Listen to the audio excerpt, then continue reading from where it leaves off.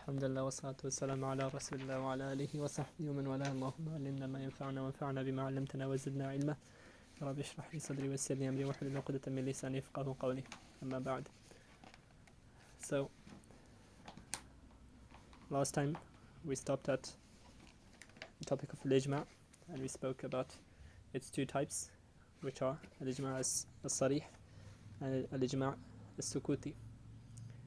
Where al-Ijma' as-Sarih, it's when it's known that all of the mujtahideen, all of the scholars of that time period have agreed, and this is known either by al-darura, known by necessity, such as relating to things which are known from the religion by necessity, bil-darura, such as as-salawat al-khamsa, the five daily prayers, or Sawm Ramadan. These things, the ijma' in it is known, and it's sarih, and it's known by necessity, bil-darura, because it's something which no Muslim opposes. Or it could be known by istiqra', meaning all of the different mujtahideen of that time, all of their opinions were known, and then from there it was gathered that they had all agreed on this, on an issue. This is al-ijma'. This is also ijma' sarih.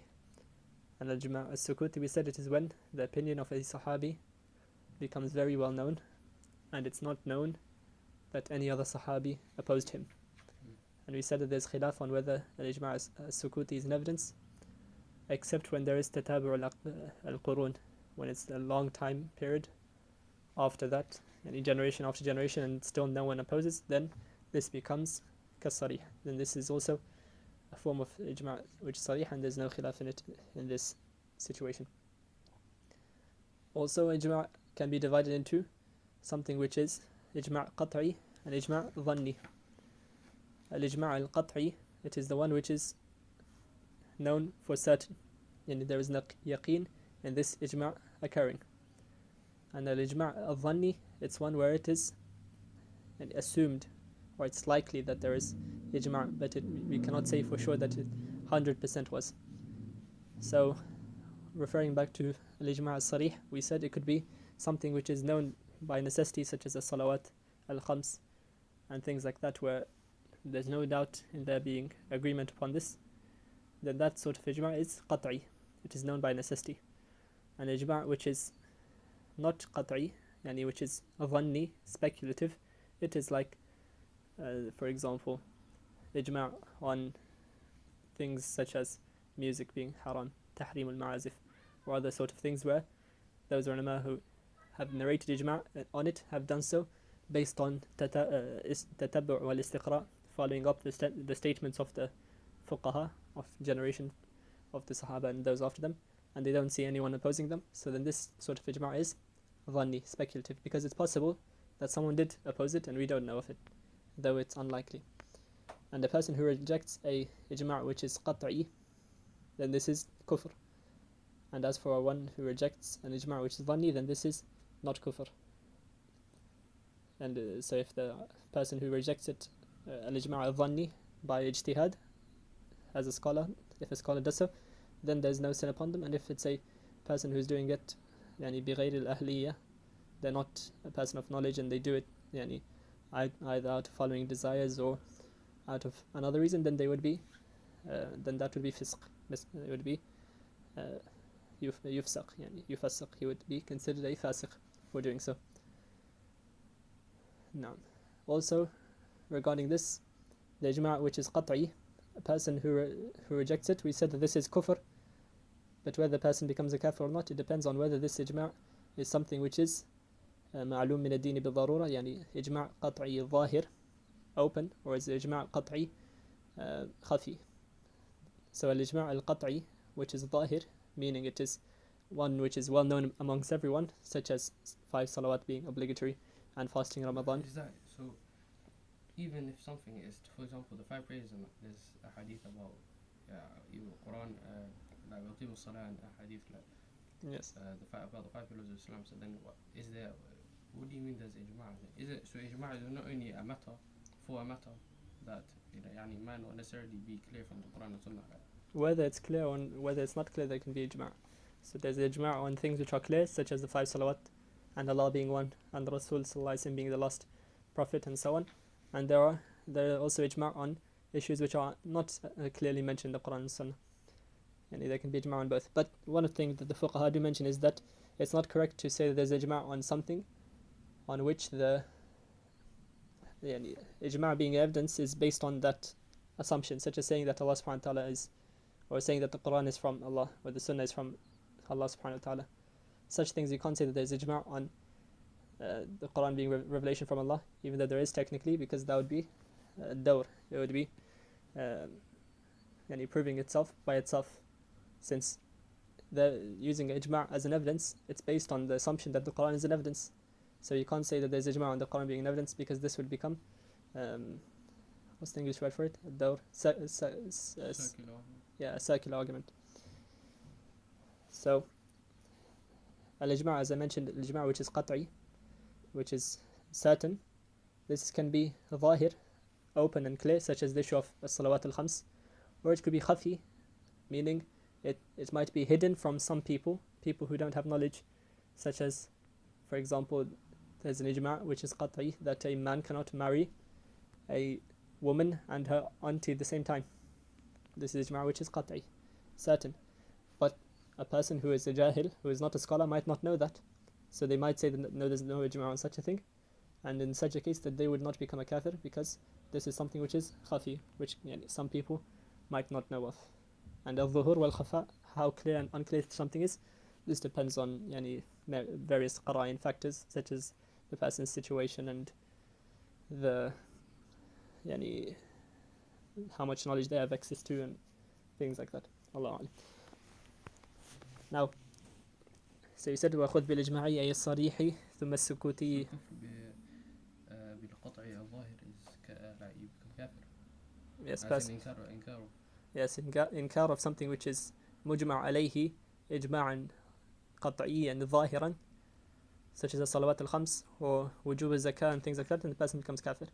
Even there, the fuqaha do make some exceptions in some cases, like they say من الشاب بادية بعيدة أو كان حديث عهد بالإسلام, person who's a new Muslim and he's never heard of zakah, and then he says there's no zakah in Islam, then in such a case the person doesn't become a kafir because they're excused. Or if they نشأ ببادية بعيدة, they lived away from civilization in a separate area where they've never met Muslims, but they're Muslim, so they don't know some basic things which would be expected for a Muslim to know, such as the salawat, then in such a case they're excused. And this is the understanding given by some of the ulama regarding the hadith about the akhir zaman, then times where there will be people who don't pray or don't do any sort of ibadat, and obviously the hadith mentions that one of them will say La ilaha illallah wa huwa yanfa'u, and that shahada benefits him. He enters Jannah by saying La ilaha illallah, even though he's never prayed or fasted or anything like that. But that's because this was in a situation where they did not know of the obligations to do so. Now, so after that we said وَخُذْ بِالْإِجْمَاعِ أي الصَّرِيحِ ثُمَّ السُّكُوتِ عَلَى الصَّحِيحِ. اقرأ.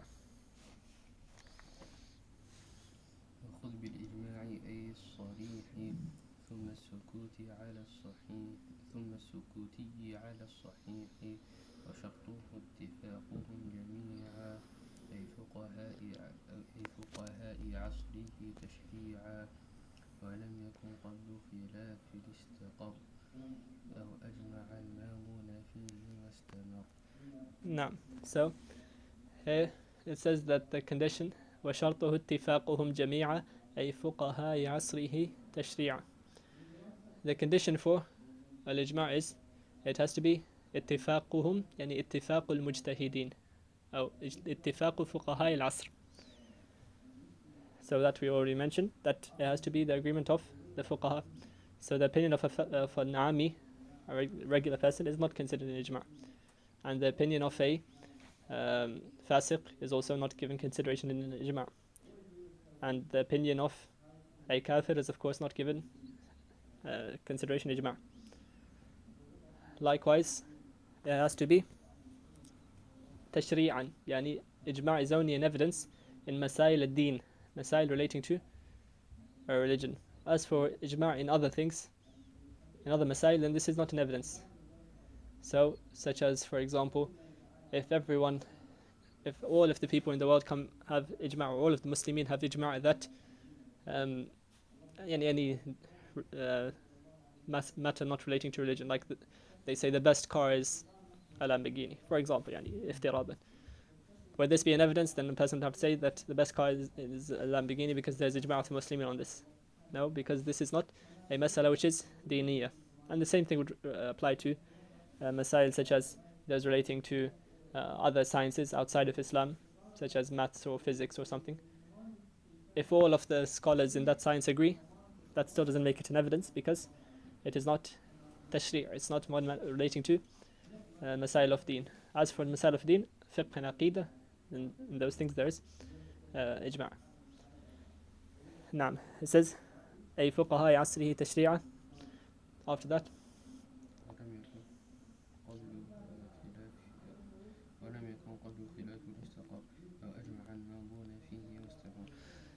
the other condition is أن لا يكون قبله خلاف. So if there was khilaf in one generation, then the scholars after came and had ittifaq, agreement, that does not invalidate the previous khilaf. Some of the usuliyun say, they say, as narrated from a Shafi as well, الأقوال لا تموت بموت أرباب أو المذاهب لا تموت بموت أربابها. That opinions, they don't die with the death of the ones who held that opinion. So if there's a khilaf at the time of, for example, the Sahaba all, they had two different opinions. Then all of the Sahaba passed away, and then at the time of the Tabi'een, all of them agreed on one opinion A, and no one held opinion B. Then according to the vast majority of usuliyun, this is not a hujjah, and it's not a valid ijma'. So it said, وَلَمْ يَكُنْ قَبْلُ خِلَافٌ اسْتَقَرْ. It says خِلَافٌ اسْتَقَرْ, that the khilaf has to have been istiqrar, it had to have become settled. Why? Because now it's going to mention after that the condition for ijma' is inqirad al-asr. So when we come to that, then that will become clearer, inshallah. It says أَوَجْمَعُ الْمَاضُونَ فِيهِ وَاسْتَمَرْ. The other case where you can't have ijma', which is also min babi awla, it is إِذَا سَبَقَهُ إِجْمَعٌ آخَرٌ, if a different ijma' comes before it. So if all of the scholars of a time period agreed on opinion A, then all of the scholars of the next generation, they said no, the correct opinion is opinion B. Here, the second ijma' cannot be valid because there was already a previous ijma' before that, and that previous ijma' was a hujjah, an evidence. So is the first ijma' is it also an ijma' or not? The first ijma' is sahih if there was no khilaf before it. If there was khilaf before it, then of course it would not be sahih. So for example, let's say there was a new masala which came in our time. So some new invention or thing came, and then the ulama said, all of the ulama agreed, the fuqaha, that it is haram. Then after 50 years, all of the opinion changed completely, and the ulama started saying that it's halal. Here then, the second opinion is invalid, rather the first opinion is valid ijma'. So the first one be sarihi then? Well, if everyone agreed, like. Yes, if everyone agreed, then it'd be sarih. So then inkar of it, like. If everyone agreed in totality, which is hard, either if you know everyone agreed in totality, and this would be qat'i, and if it's qat'i, then a person who rejects it would become a kafir. But it's hard to know if everyone agreed upon it, because there might be a scholar in some village which you don't know of. So here it would be ijma', which would be dhanni. Ijma' which is qat'i only usually occurs in masail which were at the time of the Sahaba, because those were the ones which يمكن حصر أقوالهم. It's possible to restrict the opinions, because we know who were the mujtahideen from the Sahaba. They weren't an numerous amount. So because of that, it's easy, where it's possible to know of all their opinions. As for in later times, the ulama are many and they're all in different places, so it's hard to gather all of their opinions in one place and to know for certain. Though it's easier nowadays than it was in the past, because you got wasail al-tawassul, social media, and ways to connect, and globalization and whatnot. Now, the next is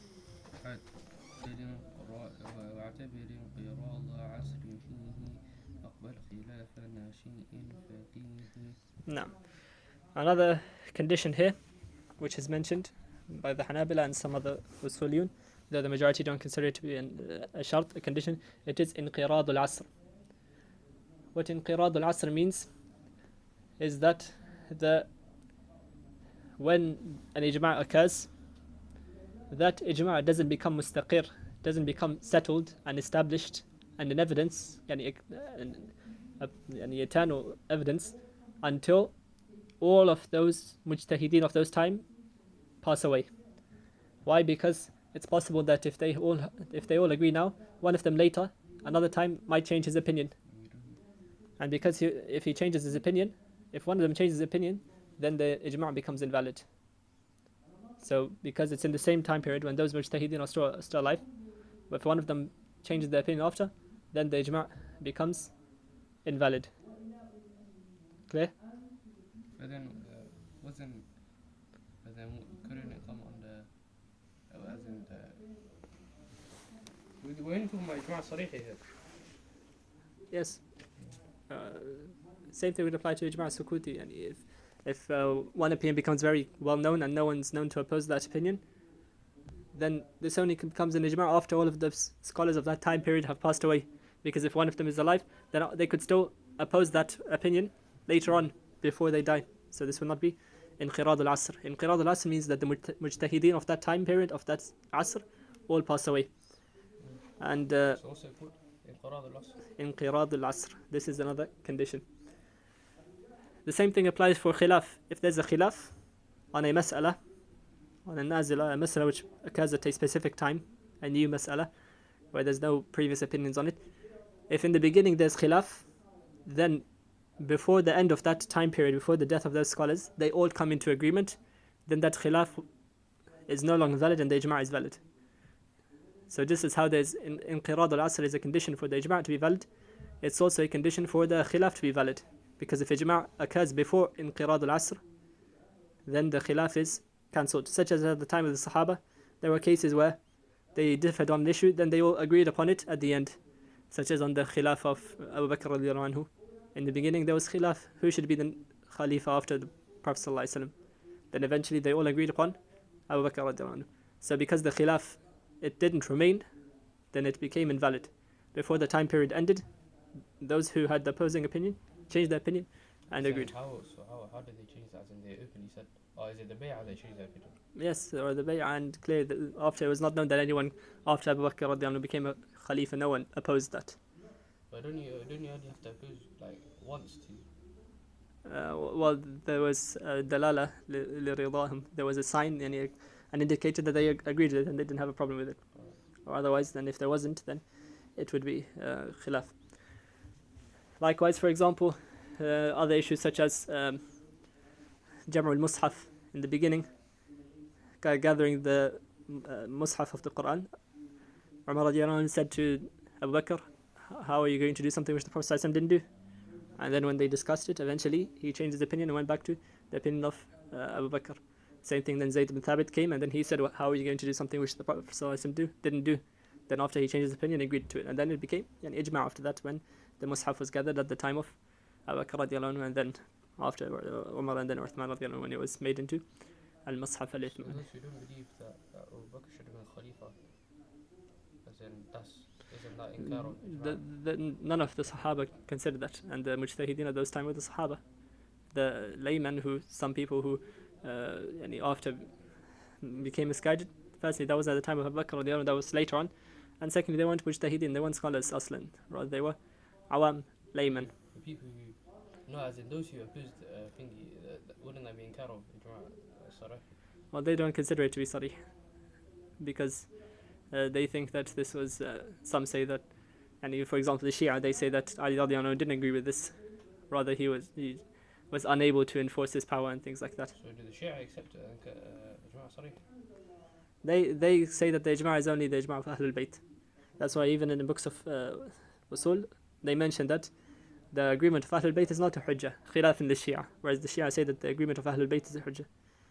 Likewise, here they'll mention that the ijma' of Ahlul Medina, the agreement of the people of Medina, is not an evidence, khilaf li Malik radiallahu anhu. Imam Malik, he considers the agreement of Ahlul Medina to be an evidence. That's what it's called, Amalu Ahlul Medina.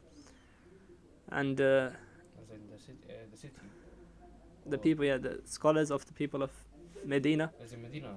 Yes, the city Medina. Al-Medina Nabawiyah. Naam. So that was the shart انقراض العصر, and we mentioned واعتبر انقراض عصر فيه وقبل خلاف ناشئ فقيه.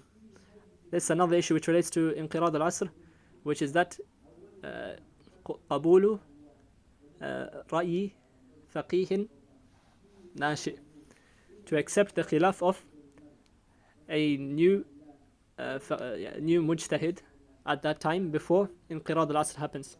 So for example, if we had masail, if a new masala occurred now, and all of the scholars of on this masala say that it's haram, then before they die, a few years later, 4 or 5 years later, a new scholar comes, person who's done talib al-ilm, and now they reach the level of ijtihad, and they say no, it's halal. Here their opinion is accepted in the khilaf. Why? Because inqirad al-asr had not happened, therefore the ijma' was not mustaqir, it had not settled, so it can be opposed by a new opinion from a new scholar, even if that person was not a scholar at the time of the ijma' happening. But since it's still within the same time period, within the same generation, al-asr, then the khilaf is accepted. So this is nashi. Yani upcoming or a new scholar, which they. And again, this is something which the Jumhur of the ulama don't consider to be a condition. The Jumhur say that as soon as the ijma' occurs in that exact second, then it becomes a hujjah. And any opinion, even if if an opinion differs 5 minutes later, then that opinion is not given consideration because the ijma' had already occurred. That's what the Jumhur say.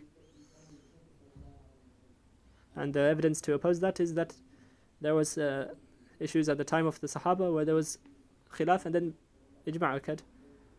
So therefore, that must show that inqirad al-asr is a condition. نعم. So it said واعتبر انقراض عصر فيه وقبل خلاف ناشئ فقيه. After that, انحصر الخلاف في قولين فثالث أحدث غير زين. نعم. انحصر الخلاف في قولين فثالث أحدث غير زين. This is another type of ijma' which is called al-ijma' al-murakkab. Al-ijma' al-murakkab. What this means is, if the khilaf was regarding only, if there was only 2 opinions or 3 opinions, then it's not allowed for a person in a later time to come with a new opinion which opposes all of the previous ones. So we finished the short. Yes. So in حُسِّرَ الخلاف, if the khilaf is restricted في قولين, in 2 opinions, فثالث أحدث, then the 3rd opinion which comes after انقراض العصر يعني, and it opposes those previous opinions, غير زيني, يعني it's غير حسن, it's something which is not good, meaning it's not valid. So what's that number? 2 or 3? It's regardless of the number. Here it's mentioned قولين يعني من باب المثال, as it giving an example. If there was 2 opinions, then a 3rd opinion which comes after انقراض العصر, then this 3rd opinion would be invalid. Likewise, if there was 6 opinions, then a new 7th opinion comes which opposes all of the previous ones, then that opinion is also invalid, because that would mean that previously all of the ummah were all incorrect, and then only you came and found the truth after them when they had all said something different. This is khilaf al-Hanafiyyah. The Hanafiyas don't consider this to be a form of ijma'. And there's an exception to this, which is وَيَجُوزُ التَّفْصِيل. What this means is, you're not allowed to come with a new opinion which is different to all of the previous opinions, but you're allowed to have tafsil, to have a opinion which is a combination of those opinions. Meaning, for example, if one opinion says that something is haram mutlaqan, unrestrictedly haram, another opinion says that it's halal mutlaqan, completely permissible, it's allowed for a person to come and have an opinion in the middle which says that it's haram in cases and halal in cases, even if this exact tafsil, this way that she's different, has not been said before him, but the fact that it doesn't go outside of these 2 opinions, then it's still valid. So does that come with up for ijma'? No, but in ijma' everyone agrees on one thing. Yeah. So you can't have any tafsil, because if you have tafsil, then you're opposing it partially. You're going outside of the ijma'. But this sort of ijma', the one which is murakkab, yani two opinions. If there's two opinions, then if a person comes and he combines between the two opinions, and They're said, not murakkab, they're not, the two people have the same opinion. no, al-ijma' al-murakkab is when there's two different opinions, or three different opinions at the time. And then someone comes and opposes all of those opinions and comes with a completely new one. Then this is one which is invalid. So, for example, from the Sahaba, the opinions at the time of the Sahaba were regarding a person reading Quran whilst they are junub, in a state of impurity. Some said that it's haram to read even a single letter from the Quran. Anything read from the Quran is haram for a person who is in al-hadath al-akbar, who is junub. And others said that it's permissible, they can read any whatever they will from the Quran. So here these are two opposing opinions. Some fuqaha later, like Imam Ahmad, he has the opinion that it's permissible to read part of an ayah, not a whole ayah. He says reading a whole ayah or more than a whole ayah is haram. But if a person was to read part of an ayah, like if the ayah, for example, Ayatul Kursi, if he was just to say Allahu la ilaha illa huwa al-hayyul qayyum, this is according to Imam Ahmad permissible. Why? Because this isn't reading a whole ayah. But reading a whole ayah or more than that is haram. So here he's combined between the two opinions, that it's haram except for in a case where it's halal, which is not going outside of the range of yani khilaf which was present at the time of the Sahaba. So this sort of khilaf is valid. Yani this is a tafsil, giving detail. ثم القياس عدة دلالة وشبه ونفي فرق نالة. Now we're going to the fourth evidence, which is يعني من أهم أبواب أصول الفقه, from the most important chapters of أصول الفقه, ومن أصعبها, and from its hardest chapters, which is القياس. القياس here, the Nadhm mentions it in four different types. But before that, we can say that قياس, what is القياس firstly? It is إلحاق فرع بأصل في الحكم.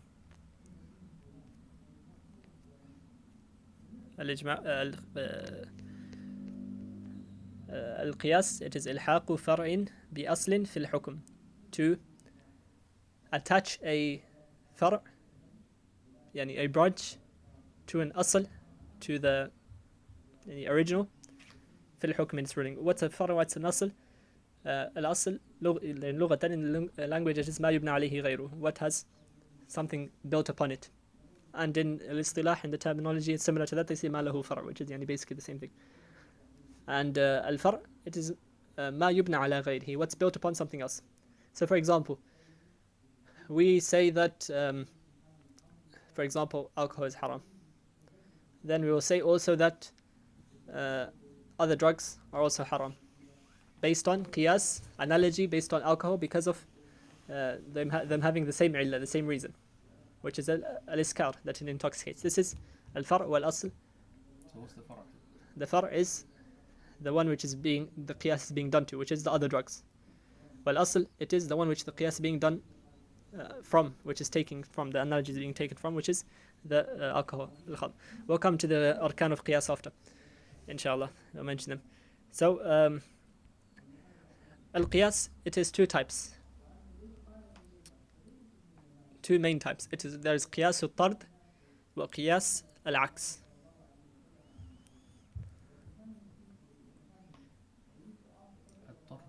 قياس الطرد وقياس طه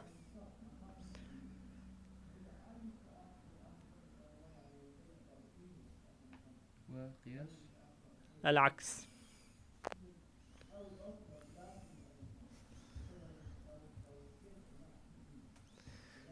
No. So قياس الطرد, it is when you are affirming the same ruling in the far' as you are in the asl. إثبات نفس الحكم في الأصل إثبات لفرع نفس الحكم كالأصل, to affirm in the far', the branch, the maqis, the thing which the qiyas is being done to, affirming the same ruling as the one where the qiyas is being done to, where it's being taken from. لجامع بينهما, for something being shared between them, which will come in the illa, which is the condition for qiyas. The opposite is قياس العكس, which is إثبات نقيض حكم الأصلي لنقيض علته. إثبات نقيض حكم الأصل لنقيض علته.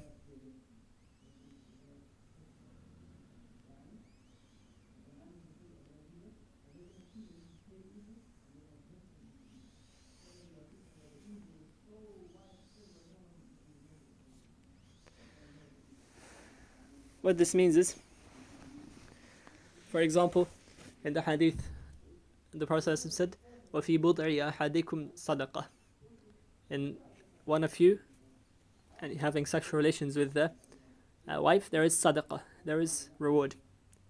Then the Sahaba said to them, said to the Prophet ﷺ, أَيَأْتِي أَحَدُنَا شَهْوَتَهُ وَيَكُنُ لَهُ فِيهَا أَجْرٌ, how is one of us going to come and fulfill his desires and he's going to get rewarded for it? The Prophet ﷺ said, أَرَأَيْتَ لَوْ وَضَعُهُ فِي الْحَرَامِ كَانَ عَلَيْهِ وِزْرٌ فَكَذَلِكَ إِذَا وَضَعُهُ فِي الْحَلَالِ كَانَ لَهُ أَجْرٌ.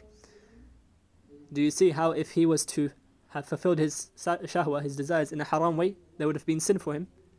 So likewise, him affirming it, fulfilling his desires in a halal way, there is reward for him in it.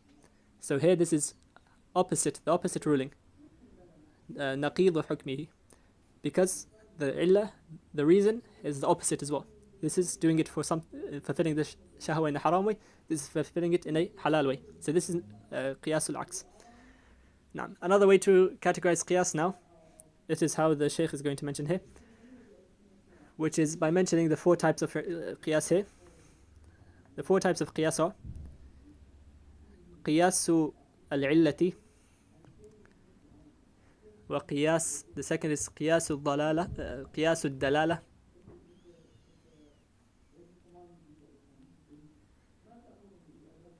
and the third is قياس الشبه,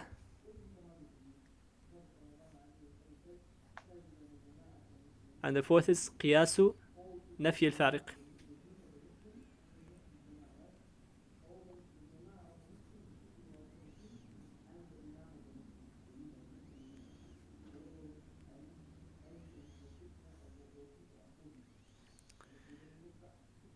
Now, so the first three types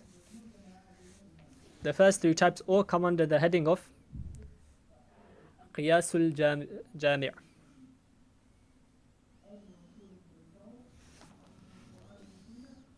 And the fourth one is by itself, which is قياس نفي الفارق. So now we'll explain each one. What's the three? The three will come to قياس الجامع. And there's a jami', there's something which is shared between them, which gives them all the same ruling.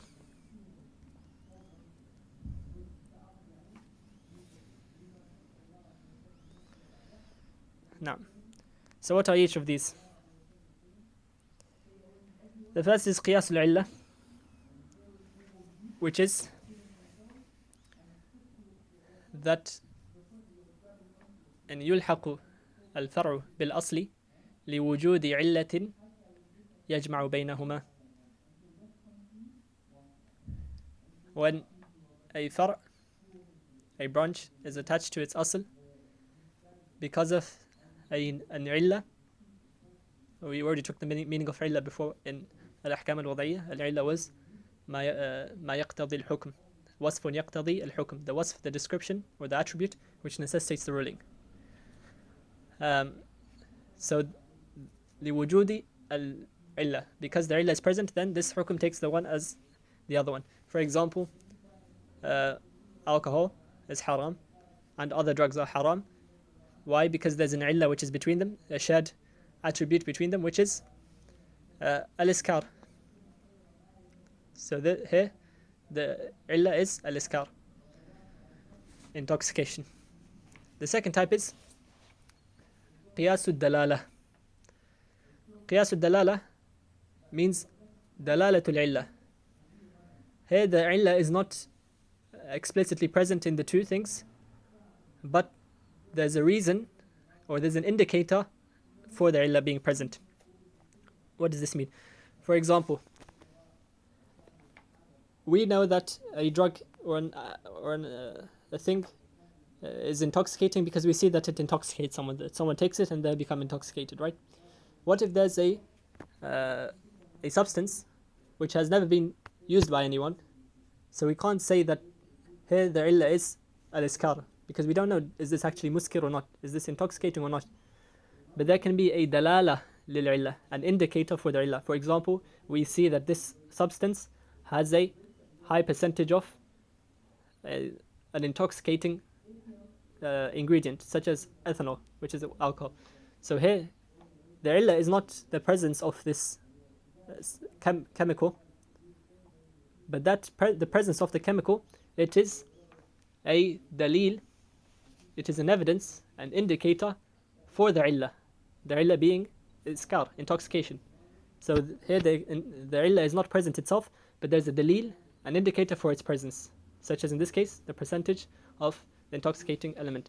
Or likewise, in a case where there's, for example, one of the examples given before, in the books of Fuqaha and Usuliyun, in same thing regarding intoxication, they see that when a thingy becomes fermented, when a drink becomes fermented, then this is going to be intoxicating, so it's haram. The fermentation of a drink makes it intoxicating. The fermentation itself is not the illah. It's not the reason for it being haram. The reason is al-iskar. But the fermentation is a dalil, an evidence for the illah being present, al-iskar, so that's why it is haram. This is called qiyas al-dalala. The third is qiyas al-shabah. قياس الشبه, it is إذا كان الفرع مترددا بين أصلين فيلحق بالأشبه بهما أو بالأشبه به.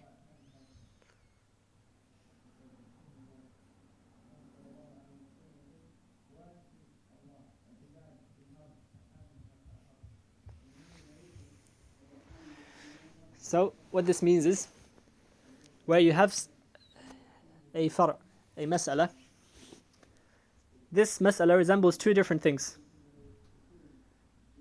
So we don't know, is this going to share the same ruling as number one or number two? Two different asls, yeah, two different asls, which are opposing in their ruling. And this one's in the middle. And it resembles this one in some ways, and it resembles the other one in some ways. So which one will it take the hukm of, the ruling of? Here, it takes the ruling of al-ashbah bihi, the one which is most similar to it in this thing. For example, an abd, a slave. Is a slave allowed to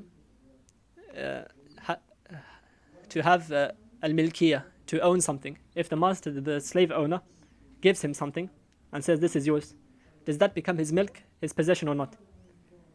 Here, the abd, the slave, it is mutaraddid bayn aslayn. It is similar to al-hur, to a free person, in the fact that it's a human, and it's mukallaf. It has the rulings of, he has to do ibadat and whatnot, and he's punished for his sins and rewarded for his deeds, and he's held accountable for al-hudud wal-jinayat and things like that. But he's also similar in hukum, in the ruling, to that of an animal or another object. Why? Because he's bought and sold, and he's owned by someone else. So here, it's between these two aslain. So which one is it more similar to? Some of the fuqaha say that this is now more similar to al-bahima, to an animal, in this ruling, and specifically this. Not that it's the same as a bahima in terms of qadr, because of course وَلَقَدْ كَرَّمْنَا بَنِي آدَمَ, we have honored Bani Adam. But because it's owned and sold, then in terms of financial issues, it is closer to al-bahima, to an animal. So therefore, just as how an animal, if you say that this house now belongs to my dog, according to the fuqaha, that's not given any consideration, it's invalid, because a dog cannot own and regardless of what's the ruling of owning a dog in the first place, but let's say different animals to my cat. Can I give my house and say that now my cat owns it? No, because cats are animals and animals are not mukallaf, so they cannot own. So likewise, some of the fuqaha said here it's more similar to a cat or to an animal in that it's just as how the animal cannot own and sell, cannot own things, likewise, then a slave cannot own things. So even if the slave master gives it something and says that this is your property, it will still not be counted as his property. Other fuqaha said no, it's more similar to a hur, to a free person. So therefore, if the master, Sayyid, gives him that property, then it becomes his property. And yamliku bi tamliki maliki. So this is al-qiyas al-shabah. Another example, if we had for example certain technology or certain any computers and things which make sounds, which produce sounds. These sounds, they could either have the ruling of musical instruments, al-ma'azif, which is tahrim, or they could have the ruling of sounds which are mubah, permissible, like natural sounds of birds and whatnot. So which one is it going to take? Then here, there can be khilaf, يختلف الأنظار. Some ulama will say that it's more similar to the sounds of music, because يحصل فيه طرب وكذا. There's the same sort of reactions when a person hears it and things like that. And some say no, it might be like this. So this is called qiyas al-shabah. So is there clear khilaf in this matter? هذا من باب التمثيل. I'm just giving you an example, regardless whether there's khilaf or not. Allahu a'lam. I haven't looked at all of the opinions of the ulama. But the point here is that this is a qiyas al-shabah when it's between two aslain and you don't know which one does it take the hukm of. And some ulama say that qiyas al-shabah comes under qiyas al-dalala. And this is the order in its strength. Qiyas al-illa is the strongest out of these sort of qiyas. The one which comes under the one which is wujud al-jami', when there's a jami', something which brings them together. So the strongest qiyas al-illa, then qiyas al-dalala, then qiyas al-shabah. That was the first category. The second category was قياس نفي الفارق.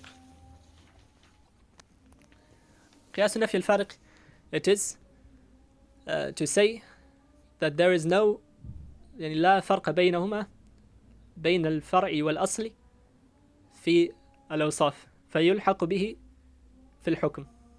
That there's no difference between this thing and the one which the qiyas is being done onto. So then they should share the same hukm. Or that there is a farq, ولكن ليس الفرق مؤثرا. And there's no reason why this difference should have an impact on the ruling. An example of this being the hukm of a slave woman, which is mentioned in the Quran. فإذا أحسن فإن أتينا بفاحشة فعليهن نصف من العذاب فعليهن نصف مع المحصنات من العذاب. If they do zina, a slave woman, then her punishment is half the punishment of a free woman, which is 50 lashes, not 100 lashes. Then the fuqaha said that a slave abd, a slave man, an abd, also has the same ruling. Why? Because there's no difference between this and that. There's no reason to differentiate between this one and that one. The only difference is the gender, and the gender here has no effect on the issue of zina or the issue of punishment. Just as how there's no difference between a man who does zina and a woman who does zina, both get jald, 100 lashes. Likewise then, slave man and slave woman should also have the same 50 lashes, and there's no reason to differentiate between one and the other. So this is qiyas nafi al-fariq. And this also, it can be one which is qat'i and dhanni, one which can be certain, absolute, and one which is speculative.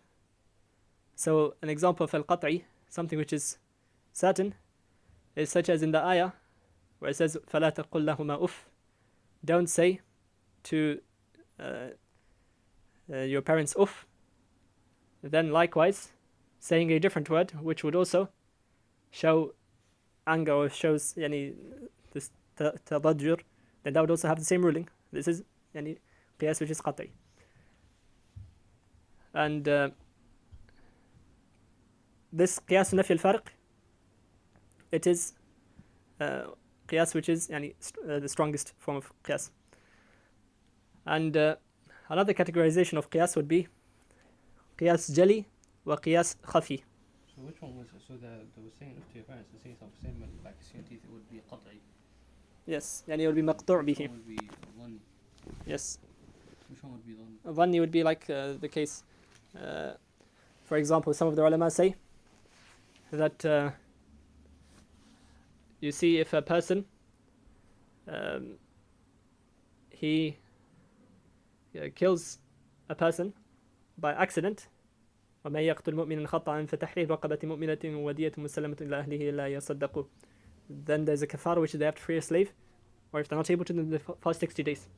Then some of the fuqaha said, if this is for a person who does it by accident, then a person who does it on purpose should also get the same ruling, min babi awla, because if he's getting punished, then this one, he deserves to be punished even more.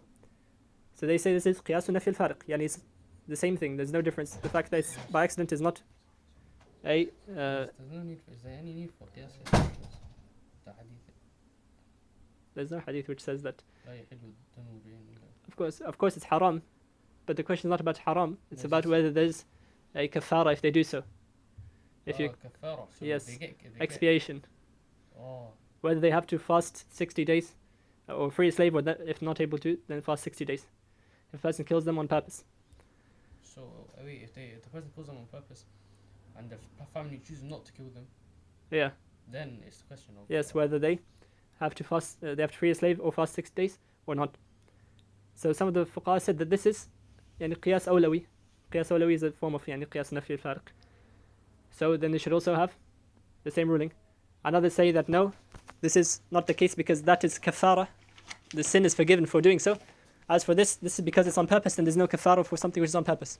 So this is a form of قياس نفي الفارق, which is مختلف فيه. Therefore it's ظني, speculative, not قطعي. والله أعلم.